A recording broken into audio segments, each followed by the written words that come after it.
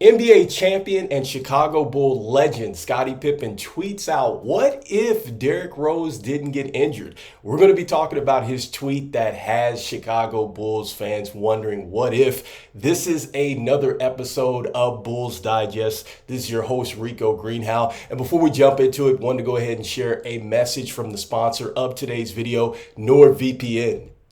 Hopefully the Chicago Bulls can get a clearer plan and move the franchise forward. Unlike the Chicago Bulls, you can have a plan when it comes to protecting your devices from online threats. That's right. The best way to do this is with NordVPN, which you can get by clicking the link in the description to this video. With NordVPN Threat Protection Pro, you can block against fake websites, against phishing, and other fraud and other scams online. That's right.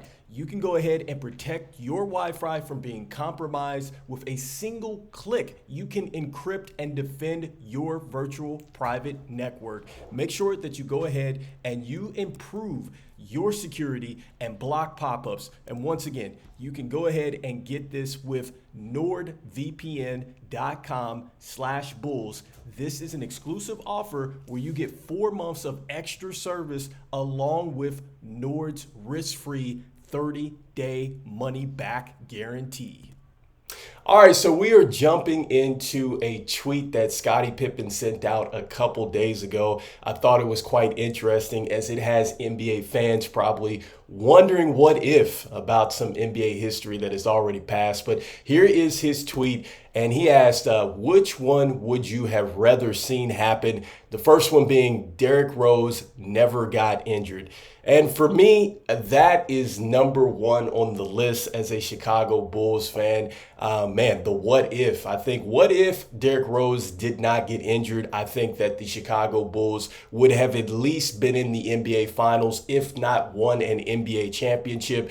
I'm just thinking back to his year where he won the MVP. The Chicago Bulls got to the Eastern Conference Finals against the Miami Heat, lost 4-1, and you were just thinking, man, if they can just continue to build around Derrick Rose, this team is going to be a team to be reckoned with in the Eastern Conference. Unfortunately, it didn't happen.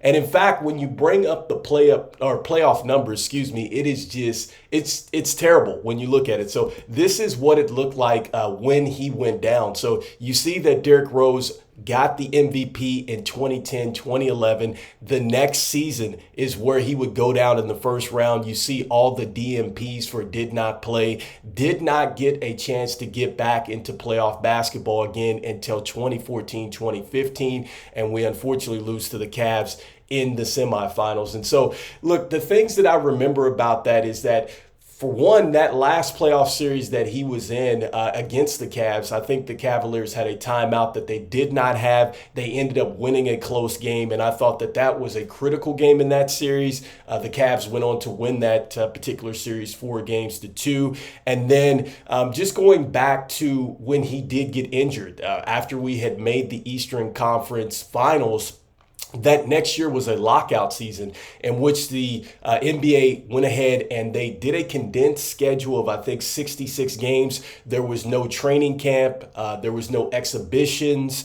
And a lot of the schedule was really stacked on each other. So you had a lot of back-to-backs, and there were 11 teams that had to play back-to-back-to-back. All right. And so I think that definitely played a factor in Derrick Rose going down in that year, because I just think, just putting that amount of strain on the body with those back-to-backs. And then also, too, we know that Coach Thibodeau, he practices hard, and I think that all had to factor in. But yes, a huge what if for Chicago Bulls fans if Derrick Rose would have stayed healthy, and something that I think a lot of Chicago Bulls fans often wonder, because I think our franchise would be in a different direction right now. And so also, too, he has three other things that he's asking on the which would you have rather seen happen. And he's talking about Chris Paul and the trade that never happened to the Lakers. It actually gets vetoed by the NBA. And I think that would have been a passing of the torch for me. I think that,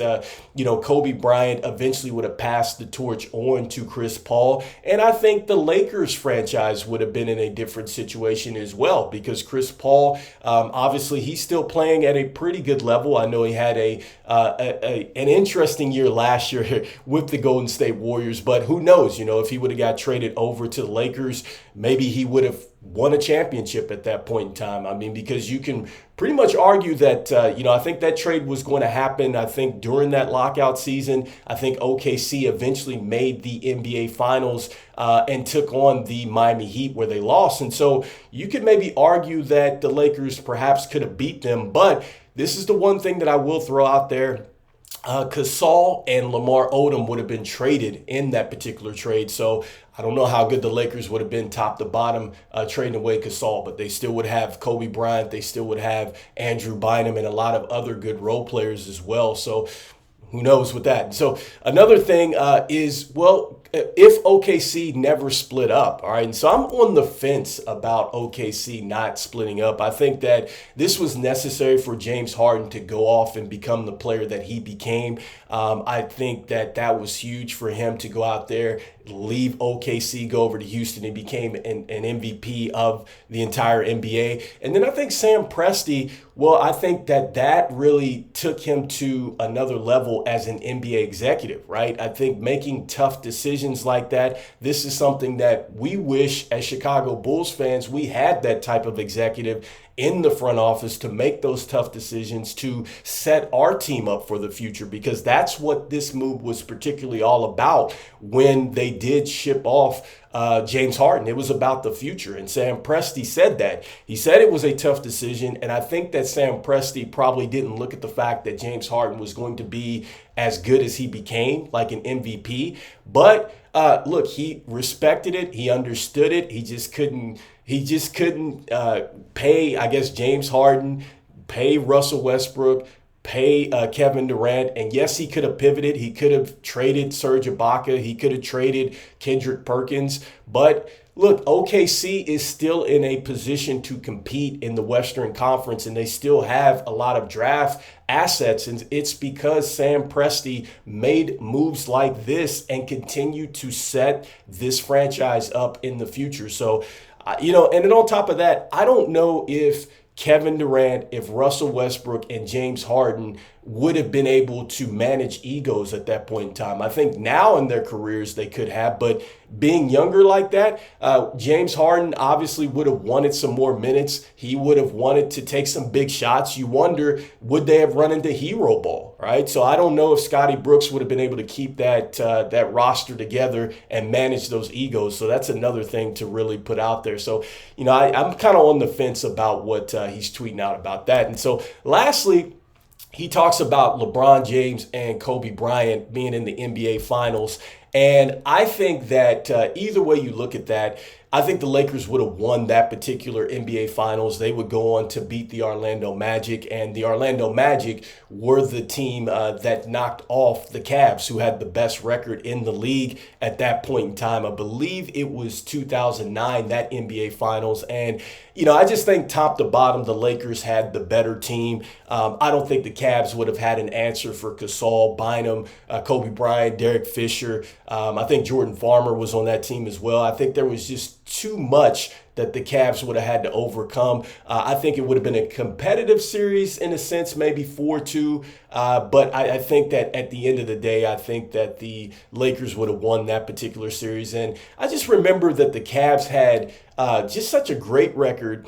And they struggled in game one. LeBron James hit a game-winning three-point shot to give them a win. But after that, Orlando pretty much handed it to the Cavs in this particular series, which I found very interesting. But with that being said, out of these four scenarios, I'll ask you, the viewers, which one would you have rather seen happen? Derick Rose not get injured, the Chris Paul trade that got vetoed by the NBA, OKC not splitting up, or to see LeBron James and Kobe Bryant go at it in the NBA Finals. Let me know in the comments what you are thinking. Just want to thank you out there for watching the video and let you know that 71.3% of you that watch the videos are not subscribed to the channel. So please make sure that you continue to slam dunk on that subscribe button. It means a lot to me as we try to reach our goal of 5,000 subscribers before the NBA season starts. And so